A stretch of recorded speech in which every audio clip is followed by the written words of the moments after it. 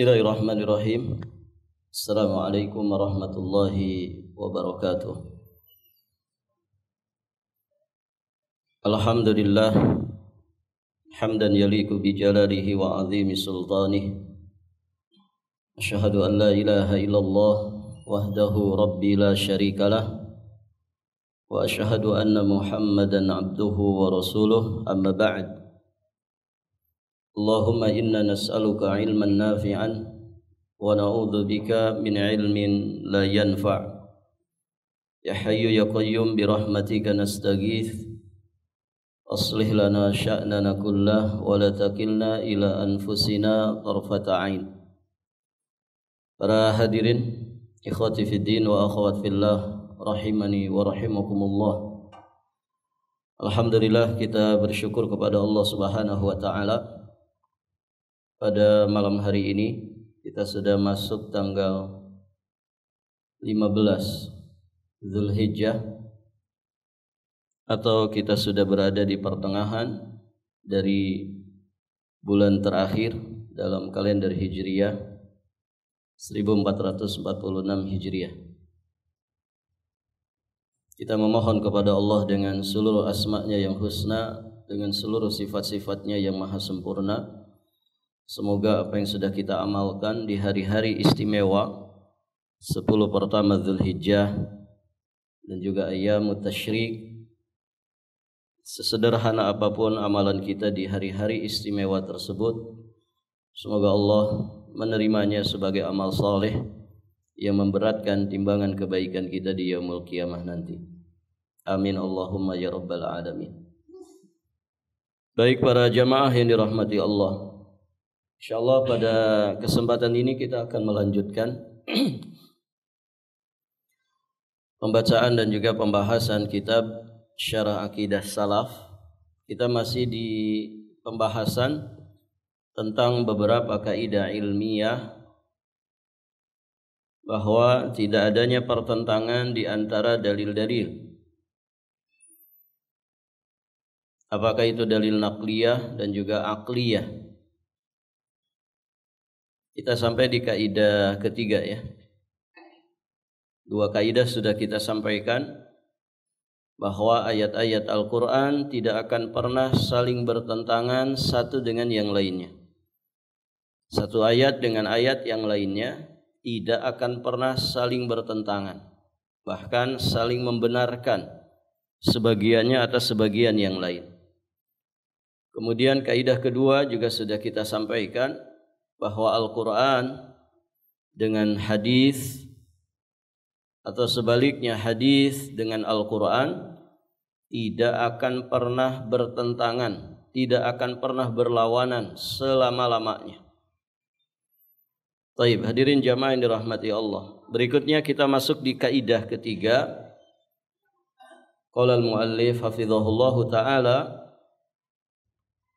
kaidah yang ketiga, bahwa hadis sahih tidak akan bertentangan dengan hadis sahih yang lainnya, kecuali dengan hadis dhaif. Hadis sahih ya jelas berlawanan dengan hadis dhaif. Kemudian beliau mengarahkan kita untuk melihat pembahasan ini secara khusus di dalam kitab Ikhtilaful Hadis oleh Imam Asy-Syafi'i, kemudian Mukhtaliful Hadis oleh Imam Ibnu Qutaibah, dan kitab-kitab mustalah hadis seperti Ikhtisar Mustalah Hadis karya Imam Ibnu Katsir dan yang lainnya. Baik para jamaah, jadi hadis sahih tidak akan bertentangan dengan hadis sahih yang lainnya, kecuali dengan hadis dhaif atau hadis tersebut telah dimansukh, telah dihapus hukumnya. Kemudian beliau sampaikan, ketahuilah bahwa dua buah hadis yang secara zahirnya bertentangan atau berlawanan, maka para ulama menempuh beberapa cara. Jadi kalau ada dua hadis, sekilas, sepintas, dua hadis ini seperti bertentangan, berlawanan, Maka para ulama menempuh beberapa cara. Cara yang pertama dijamak, dikompromikan atau dikumpulkan. Taib, hadirin jamaah yang dirahmati Allah, maka wajib bagi kita untuk mengamalkan keduanya. Artinya dikompromikan, dijamak dua hadis yang seolah-olah bertentangan ini. Kemudian yang kedua, ketika tidak mungkin dijamak, hadirin jamaah yang dirahmati Allah, seperti satu hadis yang sahih bertentangan dengan hadis yang dhaif, maka jelas ini tidak mungkin dijamak. Ketika menghadapi kasus seperti ini, maka kewajiban kita adalah mengamalkan hadis yang sahih dan meninggalkan hadis yang dhaif. Dan beliau di sini memberikan catatan kaki terkait dengan hadis dhaif tidak boleh diamalkan secara mutlak. Beliau sudah menjelaskannya dengan luas dalam kitab beliau Pengantar Ilmu Mustalah Hadis, kemudian di kitab beliau Al-Masail jilid pertama masalah ketiga. Kemudian juga di kitab beliau yakni kitab hadis-hadis dhaif dan maudhu di jilid pertama. Jadi beliau berpandangan bahwa hadis dhaif secara mutlak tidak boleh diamalkan. Ya, walaupun kita sama-sama mengetahui ada sebagian ulama berpendapat hadis dhaif itu bisa diamalkan terkait dengan fadhailul a'mal. Ya, tentu dengan syarat-syarat yang disampaikan. Nah, kalau beliau di sini berpandangan secara mutlak ya tidak boleh diamalkan. Taib, hadirin jamaah yang dirahmati Allah. Kemudian cara yang ketiga, di antara nasikh dengan mansukh. Maka ketika ada dua hadis ya sepintas berlawanan, diperhatikan nasikh dan mansukhnya. Nasikh itu yang menghapus, mansukh yang dihapus. Maka wajib bagi kita mengamalkan yang nasikh, mengamalkan hadis yang menghapus, hadis yang mansukh, hadis yang dihapus. Ini cara ketiga. Kemudian cara keempat, ada kalanya belum dapat ditentukan, baik dengan jalan menjamak atau mentarjih, menguatkan salah satunya, atau menentukan nasikh dan mansukhnya, maka cara keempat ini biasanya para ulama menempuh jalan tawakuf. Ya, tawakuf itu mendiamkan terlebih dahulu sampai kemudian jelas perkaranya. Baik, hadirin jamaah yang dirahmati Allah. Nah, inilah empat cara para ulama ya ketika mendapati dua hadis yang secara zahir berlawanan. Baik, hadirin jamaah yang dirahmati Allah. Saya ulangi ya, empat cara tadi. Pertama dijamak, dikompromikan, ya sehingga diamalkan dua-duanya. Kalau tidak mungkin dijamak, maka hadirin jamaah yang dirahmati Allah, ditarjih. Mana yang kemudian hadis ya sahih dan mana yang di bawahnya. Maka kalau kemudian didapati ya satu hadis itu ternyata dhaif, tinggalkan yang dhaif, amalkan yang sahih. Kemudian dilihat dari sisi nasikh dan mansukhnya. Kalau ternyata yang satu mansukh, maka amalkan yang nasikh, yang mansukh ditinggalkan. Kalau ketiga-tiganya tidak mungkin, tidak bisa dipastikan, ditentukan, maka cara yang keempat adalah jalur tawakuf. Ya, mendiamkan terlebih dahulu sampai jelas perkara. Kemudian di sini beliau memberikan catatan. Sepanjang ilmuku dalam penelitian ilmiah yang cukup lama dan dari puluhan kitab hadis, beberapa hadis yang dianggap bertentangan ternyata pada hakikatnya dapat dijamak, kecuali sedikit yang tidak memungkinkan lagi untuk dijamak dan ditempuh jalan tarjih. Jadi kebanyakannya memang bisa dikompromikan, ya bisa dijamak. Demikian juga beberapa hadis yang dianggap mansukh, sebetulnya tidak mansukh kecuali sedikit saja, wallahu a'lam. Baik, hadirin jamaah yang dirahmati Allah. Nah, itu kaidah yang ketiga yang beliau sampaikan di sini. Berikutnya kaidah yang keempat, bahwa akal yang sahih dan sharih dan juga selamat dari berbagai macam syubhat, juga tidak mengikuti hawa nafsu, senantiasa akan menyetujui dan membenarkan dalil-dalil nakal. Jadi akal kita ini kalau sehat, kemudian sharih, masih dalam keadaan tegas, kemudian tadi selamat dari syubhat, akal yang tidak ngikutin hawa nafsu, maka akal kita jika kriterianya seperti itu, pasti senantiasa akan menyetujui dan membenarkan dalil-dalil nakal. Ya, sudah sering kita sampaikan, dalil nakal maksudnya adalah wahyu dari Al-Quran dan juga sunnah. Dan selamanya tidak akan pernah berlawanan dan bertentangan. Jadi akal yang sehat itu tidak mungkin bertentangan dengan dalil-dalil nakal. Akan tetapi tentu saja akal manusia itu terbatas dalam mengetahui secara tafsil, dalam mengetahui secara terperinci apa-apa yang datang dari Allah Subhanahu wa taala dan juga Rasulnya. Nah, disinilah taslimnya, menyerahnya akal dan tunduknya akal kepada kebenaran yang datang dari Allah dan Rasulnya. Baik para jamaah. Jadi keterbatasan akal manusia ya mengharuskan manusia itu tunduk, taslim, menyerah ya kepada kebenaran yang datang dari Allah Subhanahu wa taala. Dia tidak menyalahinya atau melawannya. Dan kita tahu hanya akal yang sakim, hanya akal yang sakit, hanya akal yang idtirab, ya goncang, yang selalu berlawanan dengan dalil-dalil nakal. Jadi kalau ada dalil sahih, kemudian dibantah, dilawan, barakallahu fikum, maka sejatinya menunjukkan akal kita yang sedang sakit, akal kita yang sedang goncang, akal kita yang mungkin sedang terkena syubhat, atau memang akal kita ini doyan mengikuti hawa nafsu. Taib.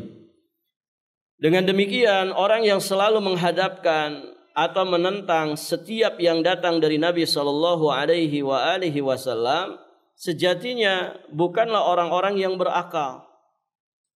Akan tetapi orang tersebut dapat dikatakan sebagai orang yang sakit akalnya, atau dikatakan bodoh terhadap dalil-dalil akal. Oleh karena itu, setiap kali saya melihat mereka atau berhadapan dengan mereka, atau saya membaca sebagian dari kitab mereka, saya dapati bahwa mereka adalah sebodoh-bodoh manusia terhadap dalil-dalil akal. Namun anehnya, akal-akal mereka justru taslim dalam banyak kejadian sehari-hari. Kemudian beliau kasih contoh di sini. Jika salah seorang dari mereka mobilnya rusak, apakah kerusakan ringan atau berat, maka segera mereka bawa atau serahkan kepada ahlinya. Untuk apa? Untuk diperbaiki. Tanpa cerewet, tanpa juga banyak cincong. Ini bahasa Betawi. Tidak cerewet, tidak cincong atau melawan dengan akal-akal mereka. Karena mereka tahu persis bahwa mereka ini bodoh dalam hal itu. Dan akal mereka tidak sampai untuk mengetahuinya secara rinci. Oleh karena itu, akal mereka pun membenarkan untuk taslim. Pasrah, menyerah saja kepada ahlinya. Orang yang ahli di bidang mekanik. Ini satu kenyataan dan bukti bagi kita bahwa mereka ini adalah orang-orang yang paling bodoh dalam dalil-dalil nakal. Dari sisi mana? Dari sisi mengapa mereka itu tidak taslim kepada khabar dari Nabi yang mulia sallallahu alaihi wasallam, sebagaimana taslimnya akal-akal mereka kepada seorang montir. Begitu kan? Artinya apa yang kemudian di luar nalar kita, ya karena tadi akal manusia itu serba terbatas, maka seharusnya kita taslim, mempercayakan kepada ahlinya. Rasulullah itu kan wa may yantiqu anil hawa in huwa illa wahyu yuha. Tidak ada yang keluar dari lisannya melainkan itu wahyu semata, bukan nafsu. Ya beda dengan selain beliau. Ya bisa jadi ucapannya itu keluar dari hawa nafsunya. Taib, hadirin jamaah yang dirahmati Allah. Kenapa dalam urusan dunia begitu taslim mereka kepada pakarnya, kepada ahlinya? Kemudian dalam urusan agama, ya ada kemudian cerewet, membantah, ikut-ikutan, begitu ya, atau memprotes. Nas'alullah as-salamah wal afiyah. Maka sekali lagi, sebagaimana yang beliau sampaikan di sini, bahwa sejatinya akal mereka itu sakit. Akal mereka itu goncang, dipenuhi oleh hawa nafsu. Dan pembahasan seperti ini bisa dilihat di kitab Ar-Raddu 'alal Mantiqiyyin. Kemudian kitab Dar'u Ta'arud al-Aqal wan Naqal. Keduanya merupakan karya besar dari Syekhul Islam Ibnu Taimiyah alaihi rahmatullah. Kemudian juga ada di kitab Sawa'iqul Mursalah 'alal Jahmiyah wal Mu'attilah, juga karya Syekhul Islam, murid daripada Syekhul Islam Ibnu Taimiyah, yakni Imam Ibnu Qayyim al-Jauziyah alaihi rahmatullah. Baik, hadirin jamaah yang dirahmati Allah. Nah, demikian. Dan ini kenyataan yang sering kita saksikan ya dalam kehidupan sehari-hari. Hadirin jamaah yang dirahmati Allah. Sering dalam urusan dunia itu kita menyerahkan sesuatu kepada ahlinya tanpa ikut serta di dalamnya. Kalau ada montir yang ahli di perbengkelan, kan kita tidak mungkin gitu ya memprotes. Atau dokter misalkan ngasih resep, melakukan diagnosa, ada enggak yang kemudian protes? Yang ngerti ilmunya, ya mungkin sesama dokter atau yang lebih tinggi dari dokter bisa saja protes gitu ya. Ketika dia ngasih ngasih resep, dia ternyata bisa baca resep itu. Biasanya orang susah baca resep kan. Tapi orang yang tahu ilmunya kan ngerti. Atau bahkan dia di atasnya dokter yang dia datangi itu. Dia ngelihat ini resepnya tidak sesuai. Saya nggak sakit ini, kenapa dikasih obat ini? Ya. Oh ini resepnya banyak sekali, padahal penyakitnya 1-2 saja. Tapi resepnya sampai misalkan 5-8. Orang yang ngerti ilmunya atau bahkan di atas ilmunya bisa saja dia membantah. Kan begitu. Nah sekarang pertanyaannya, siapa yang kemudian ilmunya lebih tinggi dari Rasulullah? Yang kemudian dengan seenaknya menurut hemat saya, menurut nalar saya, menurut pemikiran saya, rasa-rasanya hadis ini tidak update deh, begitu. Kok bisa-bisanya begitu? Hadis ini tidak relevan ya dengan perkembangan zaman. Bahkan ayat mereka protes, kan begitu. Ya sedangkan urusan tadi ke dokter, urusan ke bengkel, tidak ada protes. Kecuali tadi kan, kalaupun ada yang protes, orang yang ilmunya selevel atau di atasnya, baru dia bisa protes. Nah, berarti kalau ada orang protes terhadap ayat-ayat Allah, terhadap sunnah-sunnah sahihah yang bersumber dari Nabi SAW, dia memposisikan dirinya itu di atasnya Rasulullah. Baik, kalau sudah seperti itu ya selesai urusan. Jadi orang ini memang beneran sakit. Ya, bukan sakit badannya, mungkin sakit jiwanya, sakit akalnya. Barakallahu fikum. Dan mesti dibawa ke barak itu ya. Barak agama, pesantren. Dipesantrenkan. Hadirin jamaah yang dirahmati Allah. Taib. Makanya para ulama itu menyebut orang-orang yang para pelaku bid'ah, yang membela bid'ah mati-matian, barakallahu fikum, bahkan pasang badan untuk kebid'ahan. Ya sejatinya orang-orang yang protes ya kepada ketetapan syariat Allah dan juga Rasul. Nah ini kan bermasalah. Kalau orang memprotes Allah itu ya bermasalah. Memprotes Rasulullah Shallallahu Alaihi Wasallam bermasalah. Orang-orang Khawarij kan memprotes pembagiannya Nabi. I'dil ya Muhammad. Nah, ini bermasalah. Sampai Nabi mengatakan ini akan ada di antara anak keturunan, ya, akan muncul dari anak keturunan orang-orang semacam ini, ya orang-orang yang kemudian akan keluar dari Islam sebagaimana keluarnya busur panah, anak panah dari busurnya. Taib, hadirin jamaah yang dirahmati Allah, memprotes Nabi ya akan menjadi orang yang bermasalah, dan memang seperti itu. Ini menandakan kerusakan akal mereka, kerusakan jiwa mereka, ya sakitnya jiwa mereka. Taib, hadirin jamaah yang dirahmati Allah. Berikutnya pembahasan keempat yang beliau sampaikan, datangnya satu kaum yang mendustakan sunnah atau hadis Nabi sallallahu alaihi wa alihi wasallam. Ada beberapa hadis terkait dengan pembahasan ini. Hadis pertama,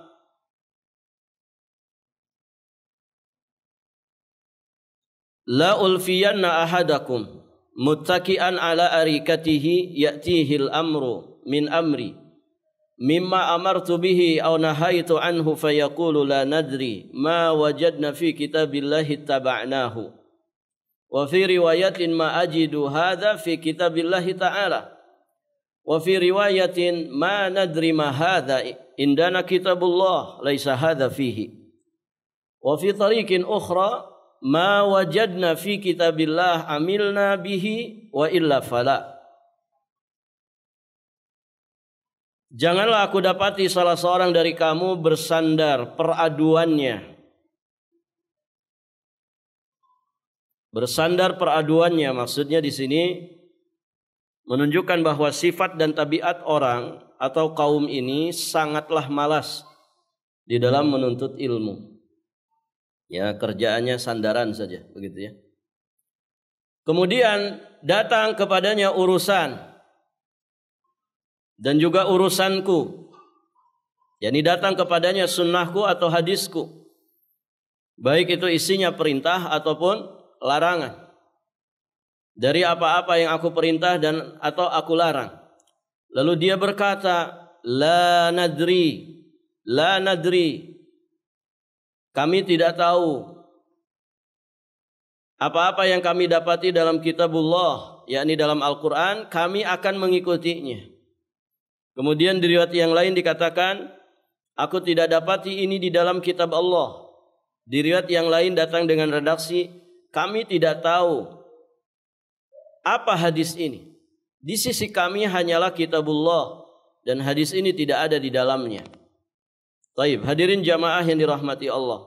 Kemudian di redaksi yang lain dikatakan, apa-apa yang kami dapati di dalam kitab Allah, yakni di dalam Al-Quran, kami akan mengamalkannya. Dan jika tidak ada di dalam Al-Quran, maka kami tidak akan mengamalkannya.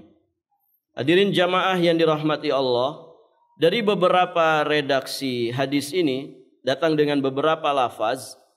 Ya, hadis ini hadis sahih riwayat Imam Abu Dawud, Imam At-Tirmidzi, Ibnu Majah dan yang lainnya. Baik para jamaah, banyaknya redaksi atau lafaz di dalam hadis ini menunjukkan bahwa dia atau kaum ini hanya berpegang dengan Al-Quran saja, tidak mau berpegang dengan hadis, walaupun hadis itu telah sampai kepadanya. Tadi ya redaksi-redaksinya jelas. Ya, kami tidak tahu, yang kami tahu kitabullah. Apa yang ada di kitabullah kami amalkan, yang tidak ada tidak kami amalkan. Mereka ini hanya bersandar kepada Al-Quranul Karim. Taib, hadirin jamaah yang dirahmati Allah. Kemudian di sini beliau sampaikan jalur periwayatan hadisnya, yang intinya hadirin jamaah yang dirahmati Allah, ya hadis ini ya adalah hadis yang sahih, ya bisa dijadikan sebagai pijakan di dalam beramal. Barakallahu fikum. Dan tentu diambil pelajarannya bahwa di dalam hadis ini Nabi SAW mengingatkan tentang sekelompok manusia yang memiliki karakter hanya bersandar kepada Quran saja, tidak mau dengan hadis Nabi SAW. Dengan bahasa lain, ya, orang-orang semacam ini ya dikatakan sebagai orang-orang yang ingkarus sunnah, atau dengan istilah lain Quraniyun, ya, di mana mereka hanya mengambil dari Quran saja, tidak mau mengambil dari hadis-hadis Nabi SAW walaupun itu sahih. Dan sejatinya mereka ya tidak tepat kalau dikatakan Quraniyun. Ya. Kenapa? Karena kalau mereka benar-benar bersandar kepada Al-Quran, seharusnya mereka mengikuti hadis Nabi. Karena ada sekian banyak ayat-ayat Al-Quran yang memerintahkan, Allah memerintahkan supaya mengikuti Rasulullah, mentaati Rasulullah sallallahu alaihi wasallam, meneladani Rasulullah sallallahu alaihi wasallam qaulan wa fi'lan wa taqriran, baik secara ucapannya, secara perbuatannya, juga ketetapannya, bahkan kesehariannya. Taib, hadirin jamaah yang dirahmati Allah, maka sejatinya mereka sudah mengingkari Quran juga. Demikian. Kemudian hadis yang kedua dari Miqdam bin Ma'di Karib dari Rasulullah sallallahu alaihi wasallam annahu qala ala inni utitul kitaba wa mithlahu ma'ah ala yushiku rajulun syaba'ana ala arikatihi yaqulu alaikum bihadzal Qur'an fama wajadtum fihi min halal fa ahilluh wa ma wajadtum fihi min haram fa harrimuh ala la yahillu lakumul himarul ahli wala kullu dhinabin minas sabu' wala luqatatu ma'ahidin illa an yastagniya sahibuha wa man nazzala biqaumin fa alaihim an yaqra'uhu fa illam yaqra'uhu falahu an ya'qubahum bimithli qirah. Hadis sahih dikeluarkan oleh Imam Abi Daud, Imam Ahmad, ya, dari jalan Haris bin Utsman an Abdurrahman bin Abi Auf anhu ya bihi. Taib, hadirin jamaah yang dirahmati Allah. Hadis dari Miqdam bin Ma'di Karib dari Rasulullah sallallahu alaihi wasallam. Sesungguhnya beliau bersabda, ketahuilah, sesungguhnya telah diberikan kepadaku Alkitab dan yang sepertinya bersamanya. Yang dimaksud adalah sunnah atau hadis yang juga diturunkan kepada Nabi SAW bersama turunnya Al-Quran. Hal ini menunjukkan bahwa hadis juga adalah wahyu kedua setelah Al-Quran. Al-Quran sebagai wahyu pertama, hadis sebagai wahyu yang kedua. Mislahu ma'ahu, sepertinya bersamanya. Berarti kedua-duanya sama-sama wahyu dari Allah. Juga menunjukkan bahwa Al-Quran dan Sunnah berjalan bersama, tidak bisa dipisahkan selama-lamanya. Maka dari itu orang yang memisahkan Al-Quran dari As-Sunnah, berarti dengan sendirinya dia telah memisahkan dirinya dari Al-Quran dan Sunnah itu sendiri. Kalau dia berpisah dari Al-Quran dan Sunnah, maka bersamaan dengan itu sejatinya dia pun sudah berpisah dari Islam. Hadirin jamaah yang dirahmati Allah.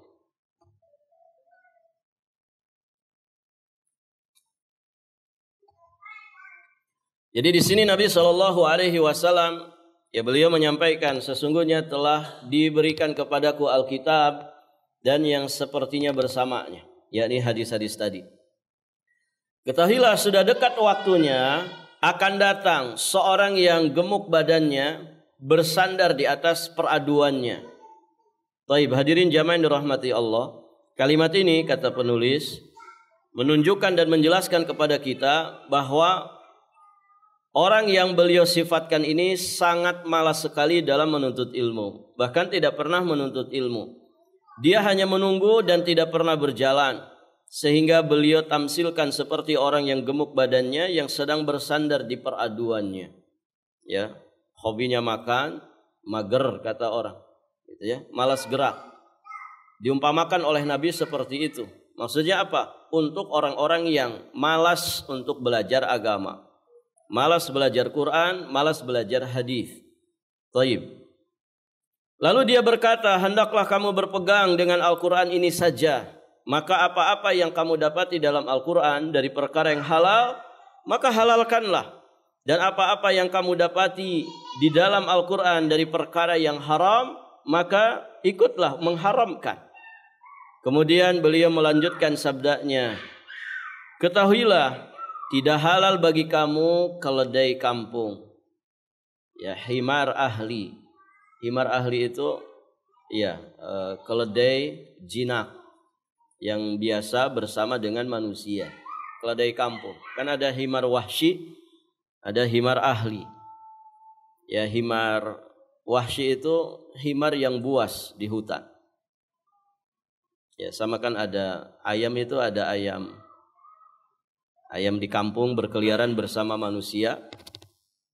Kan ada ayam juga ayam liar, ayam hutan. Baik para jamaah. Ketahuilah tidak halal bagi kamu keledai kampung, himar ahli. Dan juga tidak halal bagi kamu setiap binatang yang bertaring dari binatang buas. Ya, binatang yang bertaring. Dan dia gunakan taringnya untuk memangsa. Berarti dia buas dengan taringnya. Taib para jamaah. Kalau ikan ada taringnya tidak?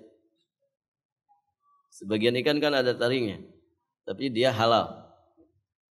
Taib para jamaah. Karena dia binatang air.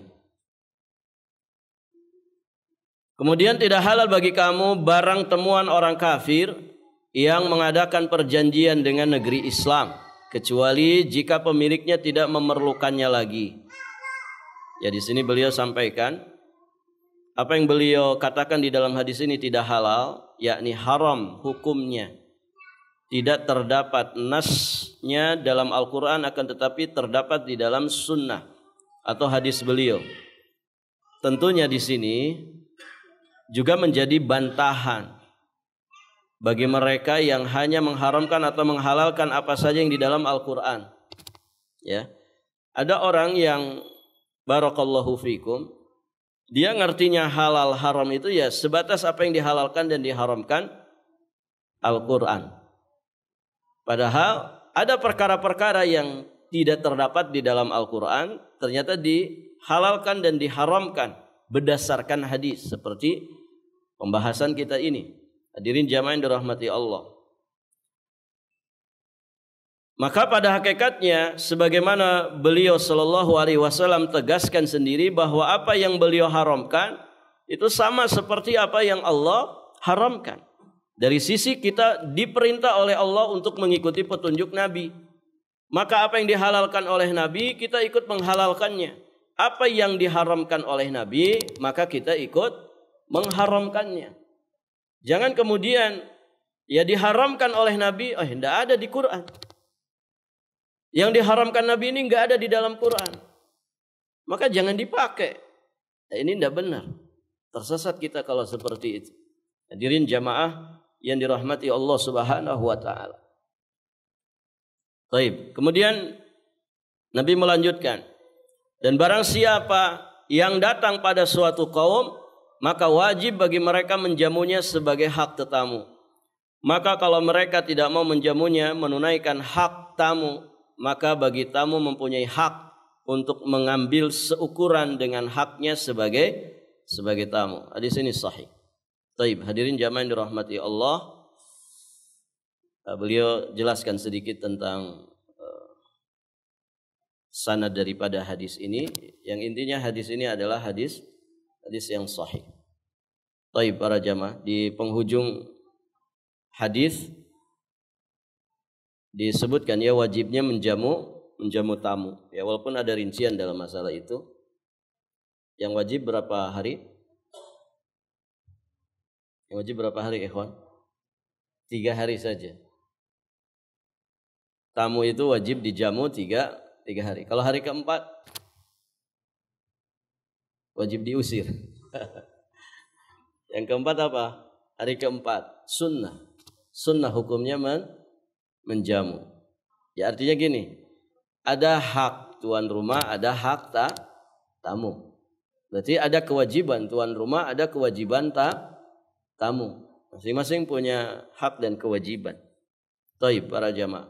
Ya tamu juga harus tahu diri. Harus tahu diri. Tapi ada kalanya misalkan haknya tamu ini enggak diberikan sama tuan rumah.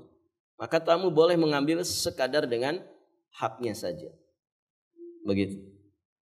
Dan para jamaah yang dirahmati Allah, ya ini terkait dengan akhlak dan hak sesama muslim. Ya saat bertamu ya tuan rumah wajib menjamu tamu. Barakallahu fiik. Baik para jamaah, tentu poinnya di pembahasan tadi ya. Ada sebagian kaum yang ketika mereka mendapati dari hadis, mereka tidak mau. Ketika di hadis diharamkan, ya ini enggak ada di dalam Quran, sehingga mereka tidak mau mengambil hukum dari hadis. Dan sejatinya, barakallahu fiikum, Nabi sudah menegur, memperingatkan tentang orang-orang semacam ini. Ya bahkan mereka diumpamakan seperti orang yang gemuk badannya bersandar di atas peraduannya. Maksudnya mereka tidak mau mencari ilmu agama ya dan membatasi diri hanya dengan Al-Qur'an. Ya padahal sumber dari dinul Islam ini adalah Al-Qur'an dan hadis sahih. Demikian. Allahu a'lam bis-shawab. Baik hadirin jamaah yang dirahmati Allah. Nanti kita lanjutkan. Masih pembahasan hadis ini, beliau membawakan beberapa jalan yang lain atau sanad yang lain terkait dengan hadis yang tadi kita bacakan. Ini nanti kita bahas di kesempatan berikutnya biidznillah taala. Baik, kita akhiri sampai di sini dan kita tutup dengan doa kafaratul majlis. Subhanakallahumma bihamdik asyhadu an la ilaha illa anta astaghfiruka wa atubu ilaik. Assalamualaikum warahmatullahi wabarakatuh.